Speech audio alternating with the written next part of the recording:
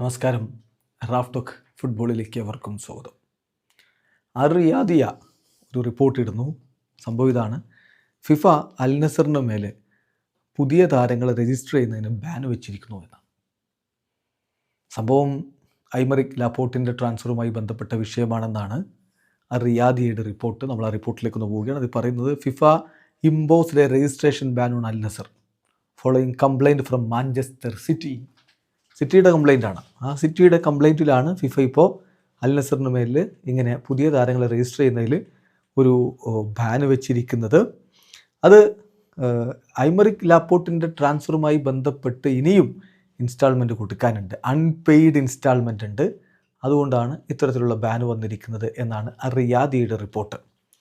അതായത് ഈ outstanding amount എന്ന് പറയുന്നത് അപ്രോക്സിമേറ്റ്ലി 9 മില്യൺ യൂറോ വരും, which was due on August 31. August 31 അത് ഡ്യൂ ആയത്. ആ എമൗണ്ട് കൊടുക്കാത്തത് കൊണ്ട്, 9 മില്യൺ യൂറോ കൊടുക്കാത്തത് കൊണ്ട് അതുമായി ബന്ധപ്പെട്ട കംപ്ലൈൻറ്റുമായിട്ട് മാഞ്ചസ്റ്റർ സിറ്റി പോയി. ഇതിലാണിപ്പോൾ ഫിഫ ഇങ്ങനെ ഒരു ബാൻ ഇമ്പോസ് ചെയ്തിരിക്കുന്നതെന്നാണ് report. The ban will be lifted once the payment is made എന്നുകൂടി റിപ്പോർട്ടിൽ പറയുന്നു.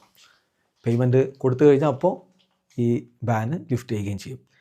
ഇതിപ്പോൾ എന്തുകൊണ്ട് പ്രധാനപ്പെട്ടതാകുന്നു എന്ന് ചോദിച്ചാൽ, ഇതാ ജനുവരി ട്രാൻസ്ഫർ വിൻഡോ ആകുകയാണ്. പുതിയ താരങ്ങൾ എടുക്കാനുള്ള സാധ്യതയുണ്ട്. ചില താരങ്ങളെങ്കിലും പോകാനും സാധ്യതയുണ്ട് കേട്ടോ. അതായത് ബെൻഡോയുടെ കാര്യത്തിലൊക്കെ ഓഫർ വരികയാണെങ്കിൽ, ഈവൻ ലോൺ ഓഫർ ആണെങ്കിലും അദ്ദേഹത്തിൻ്റെ മുഴുവൻ സാലറി കവർ ചെയ്യുന്ന തരത്തിൽ ലോൺ ഓഫർ വന്നാലൊക്കെ അദ്ദേഹത്തെ ഒഴിവാക്കാൻ തയ്യാറായി നിൽക്കുകയാണ് അൽ നസർ എന്നുകൂടി ഇപ്പോൾ സൗദി അറേബ്യയിൽ നിന്നുള്ള സോഴ്സുകൾ വിവരം നൽകുന്നുണ്ട്. അതെന്താവും എന്നുള്ളത് കണ്ടറിയണം. ഏതായാലും ഇപ്പോൾ ഇങ്ങനെ ഒരു രജിസ്ട്രേഷൻ ബാൻ ഇമ്പോസ് ചെയ്തിരിക്കുന്നു എന്നാണ് റിയാദിയുടെ റിപ്പോർട്ട്. വീഡിയോ അവസാനിക്കുന്നു. ഫുട്ബോൾ ലോകത്തെ കൂടുതൽ വിശേഷങ്ങളുമായി റാഫ് ടോക്സ് വീണ്ടും എത്താം.